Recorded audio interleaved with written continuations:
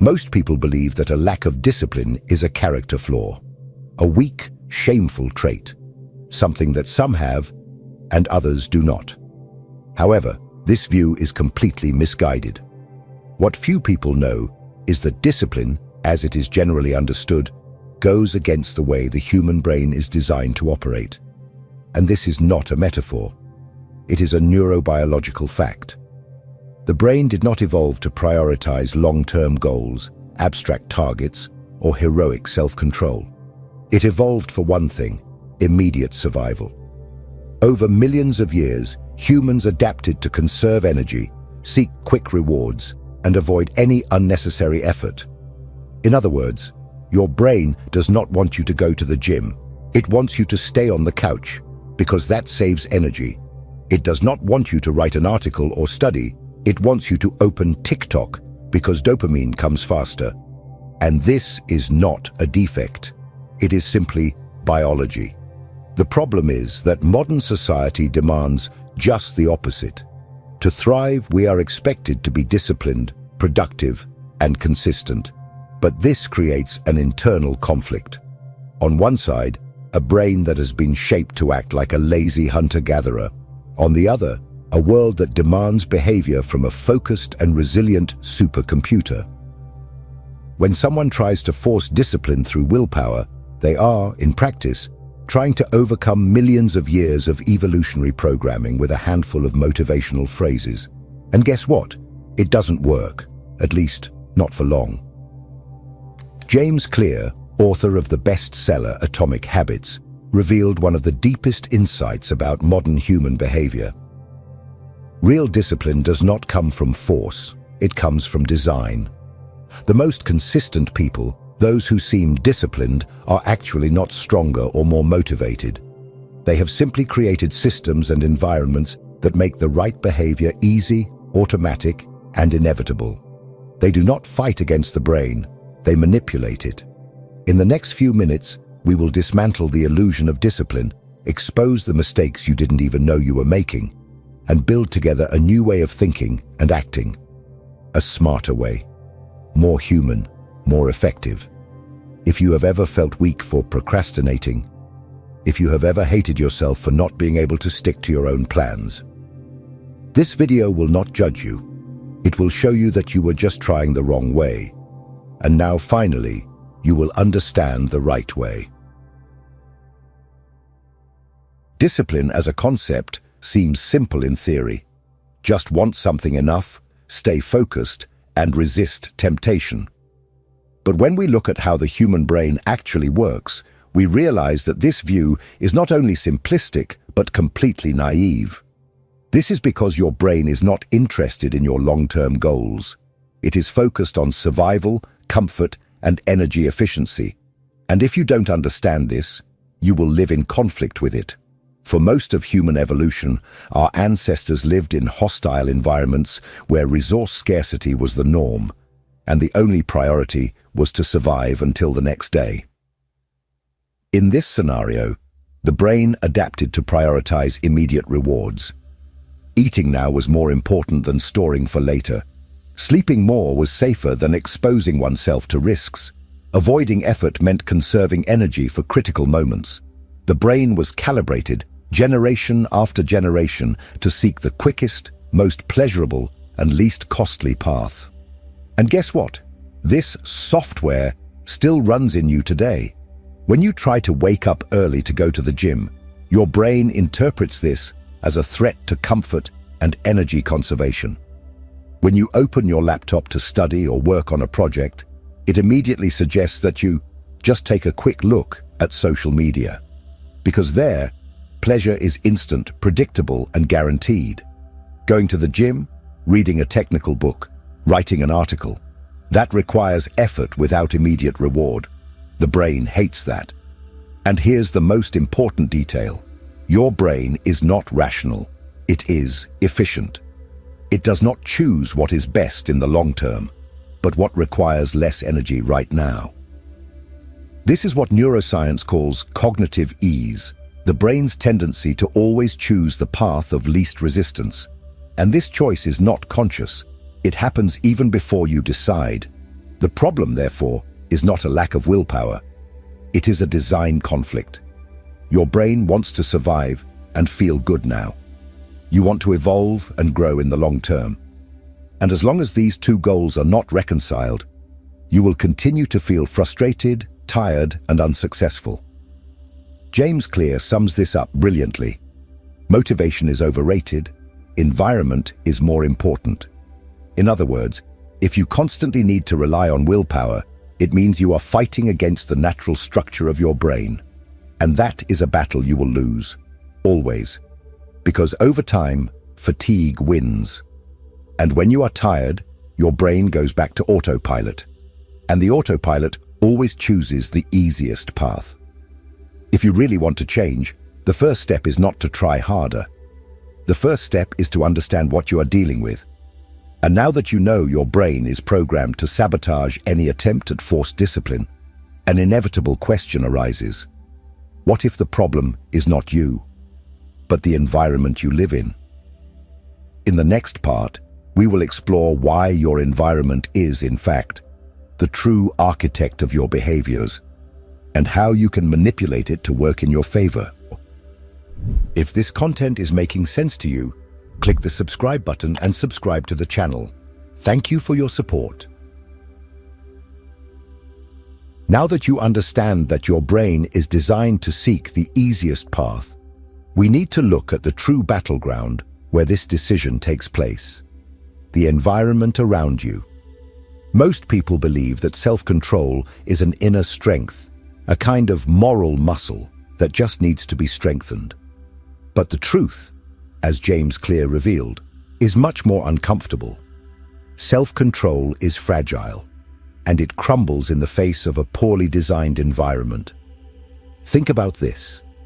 You decide to start working out.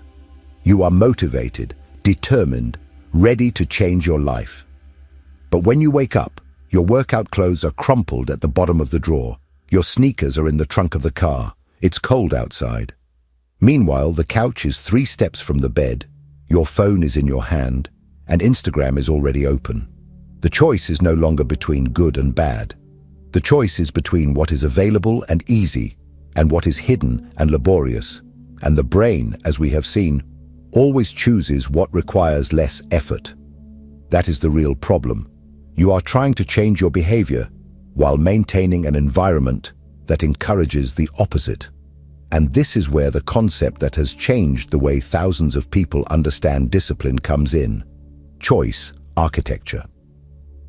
This term, used by Clear, shows that human behavior is shaped by what is closest, most accessible, and most visible. It's not a matter of strength, it's a matter of behavioral engineering. Want an example? In a study cited by Clear, the simple change of position of water bottles in a cafeteria, placing them at the front instead of the back, increased water consumption and reduced soda consumption without any motivational campaign or prohibition. What changed? The environment. The decision became easier. And when a healthy decision becomes the simplest option, the brain does not resist. It follows. Now, imagine applying this to your own life. Want to read more? Leave the book on the bed, not in the drawer. Want to stop getting distracted by your phone? Turn off notifications, hide the device, use blocking apps. Want to wake up and work out? Leave your clothes ready next to the bed, as if you were setting a trap.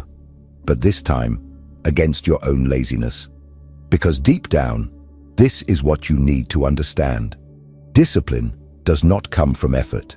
It comes from preparation. Disciplined people are not stronger. They are smarter in how they set up their space, their rituals, and their triggers. They know that when the right environment is set up, good behavior becomes almost inevitable.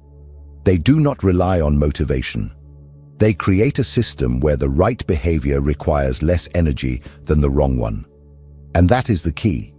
You need to stop relying on self-control and start designing your environment as if you were an engineer of your own mind. A behavior that requires conscious effort today can become automatic tomorrow if it is well anchored in the environment. But what if you could go beyond that? What if, instead of just removing obstacles from the environment, you could hack the very habits that your brain already performs on autopilot? That is exactly what you will discover in the next part. How to use the concept of habit stacking to hijack existing behavior loops and turn them into allies of discipline. So far, you have understood two brutal truths. Your brain is biologically programmed to avoid effort, and your environment shapes your behavior more than your willpower ever could. But even with these two ideas in mind, an inevitable question arises. How, in practice, can you transform desirable habits into automatic behaviors? How do you move from intention to execution without relying on motivation, which is volatile and weak? The answer lies in one of the most powerful strategies revealed by James Clear: habit stacking. The human brain operates based on habit loops, which involve three parts: cue, routine, and reward. And these loops are already operating in you, even if unconsciously. You brush your teeth when you wake up. You check your phone when you sit on the couch. You have coffee as soon as you enter the kitchen. These actions require no effort, because they are already part of the automatic structure of your behavior. What habit stacking proposes is simple yet brilliant. Instead of trying to create a new habit from scratch, you connect it to an existing habit. This way, you leverage a cue that is already rooted in your brain to implant a new desired action with much less resistance. For example, after brushing your teeth, automatic habit, you meditate for 2 minutes. After preparing breakfast, you write a page in your journal. After locking the front door, you repeat a focus affirmation for the day. This sequence creates a kind of neural coupling. The brain starts to automatically associate the new behavior with the old one. You are, in practice, hijacking the automatic routine to hack discipline. And why does this work so well? Because you eliminate the biggest barrier: the start. Initiating an action requires more mental energy than maintaining it. Once you are in motion, inertia works in your favor. Habit stacking creates momentum. And momentum, more than willpower, is what keeps behaviors consistent over time. But be careful. This method requires a strategic approach. You cannot stack just any habit anywhere. The new action needs to be short, start small, with something that takes less than 2 minutes. Clear. It needs to be specific, not vague. Read a page, not read more. Immediate. It should happen right after the previous habit, without pause. If you follow this logic, you will be creating mental tracks that make discipline inevitable. You will no longer have to decide if you want to do it. Your body will simply do it. And that is the true victory. When the right action happens before doubt arises, before laziness sets in, before rationalization convinces you to give up. And you know what's even more interesting? These small stacks, almost insignificant at first glance, accumulate over time exponentially. They transform into solid routines. And when you look back, you realize you have built an entire lifestyle on connected micro-habits. But if all of this is so powerful, why do so many people still procrastinate, even when they know what they should do? The answer lies in a fundamental concept. Procrastination is not laziness. It is poorly designed.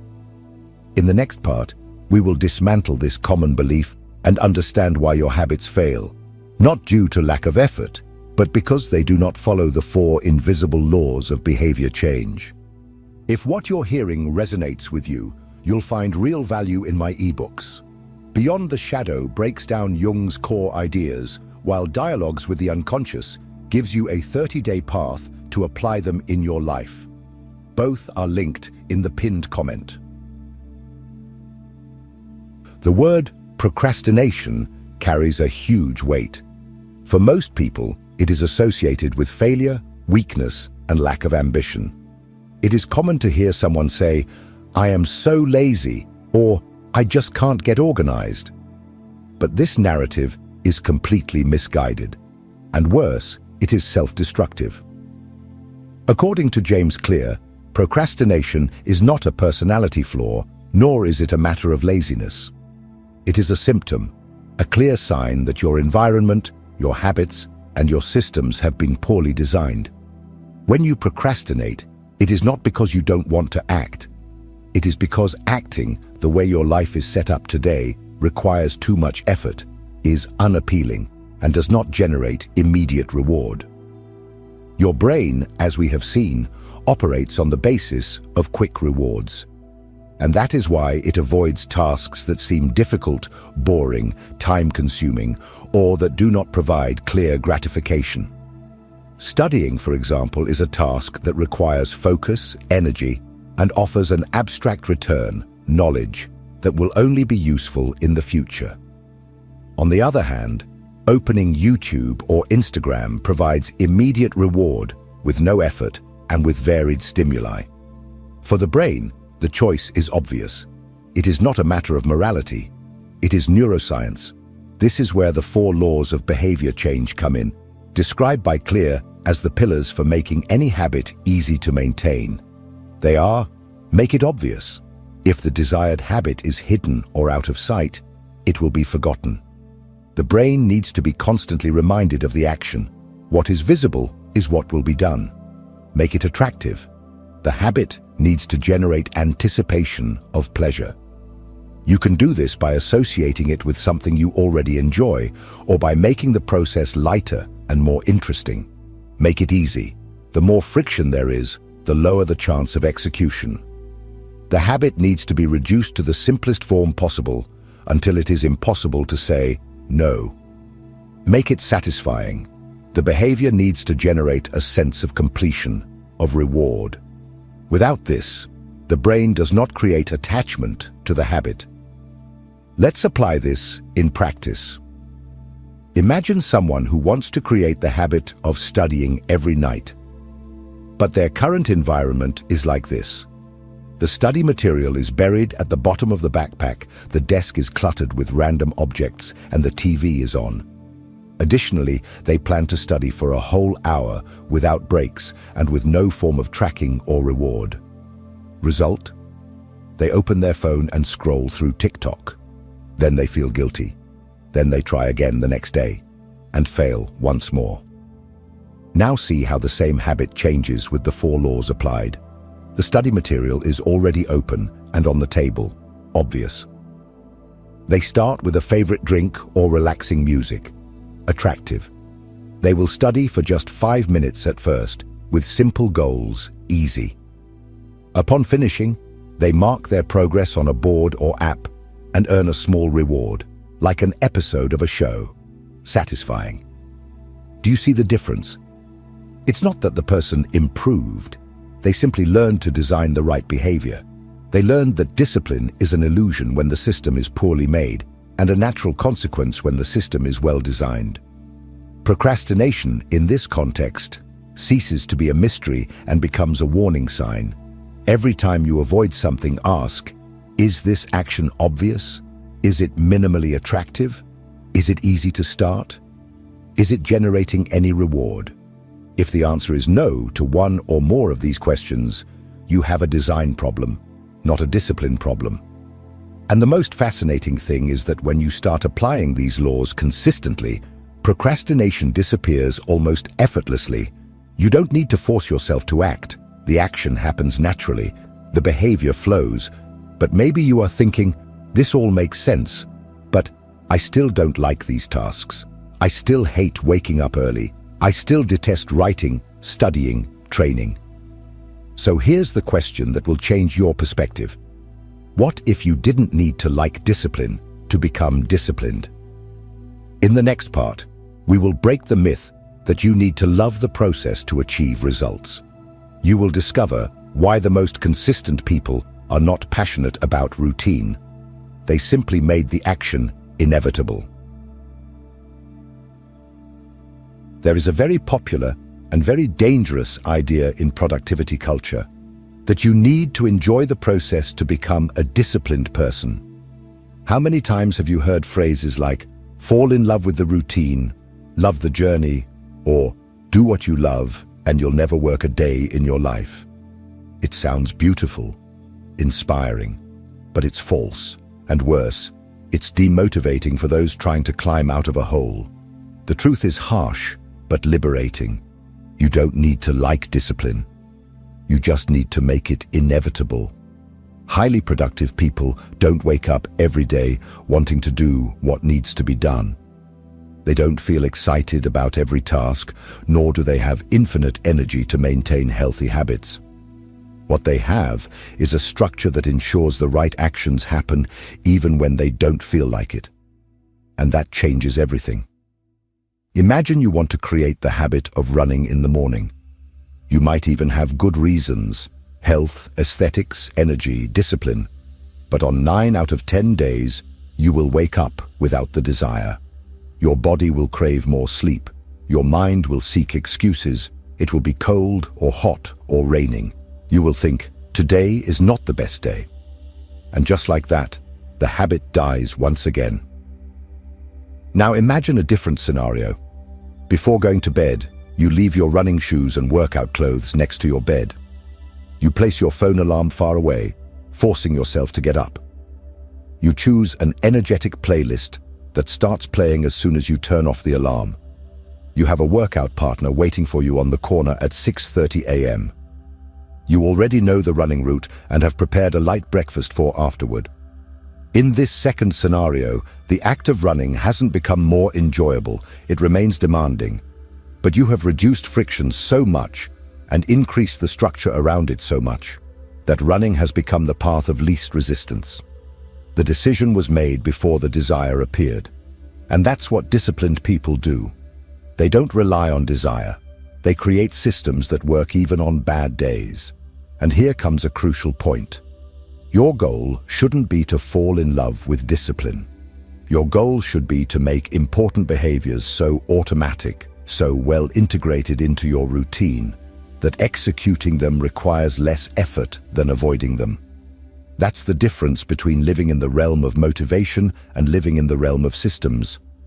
In the realm of motivation, everything depends on your mood, your energy, your momentary enthusiasm. In the realm of systems, action is automatic. It's the default, the only logical choice. James Clear summarizes this with brutal clarity. You do not rise to the level of your goals. You fall to the level of your systems. This means your future will not be defined by your intentions, but by your daily habits.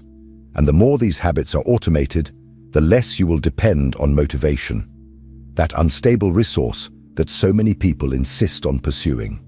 That's why saying, "I don't like routine," or "I hate waking up early," is no longer a valid excuse. No one needs to love these things. You just need to make them so well integrated into your life that they cease to be a choice and become part of your identity. And speaking of identity, there is a final, deeper, more transformative level that connects all these ideas into a powerful truth. Discipline is not an end.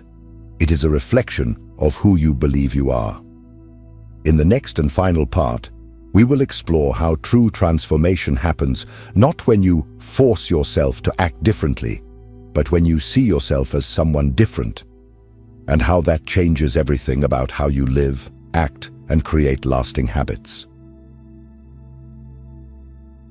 After everything that has been said, it becomes clear that what we call discipline is not an innate virtue, nor a mystical talent reserved for a few enlightened ones.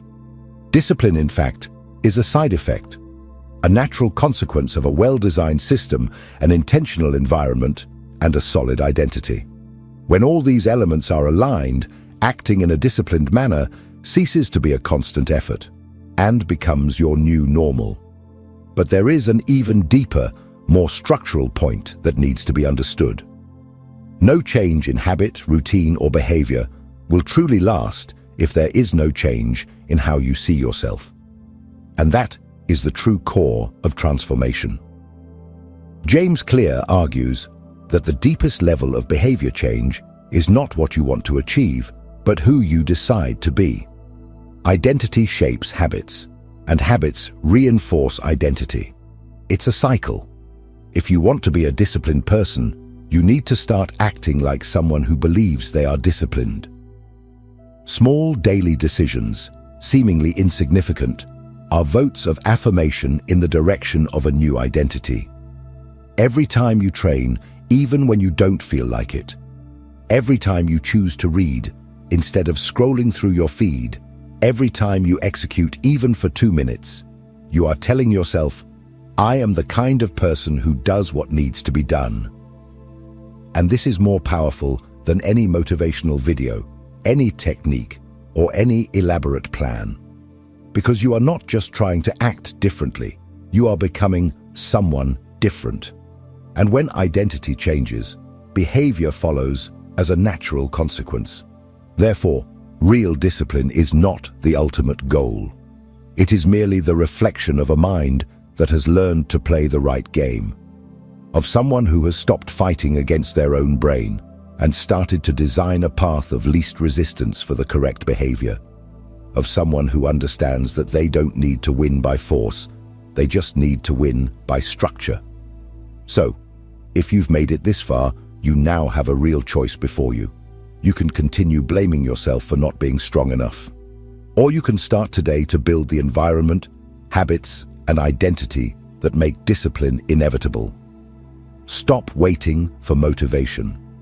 Stop punishing yourself for not having infinite willpower. You don't need to be perfect. You just need to be consistent enough to let the system do the work for you. Now I want to know from you, what is the first habit you will redesign starting today? Comment below, because the simple act of writing is already a vote for your new identity. And if this video made you rethink how you view discipline, don't forget to subscribe to the channel, because here we go deeper than just ready-made phrases.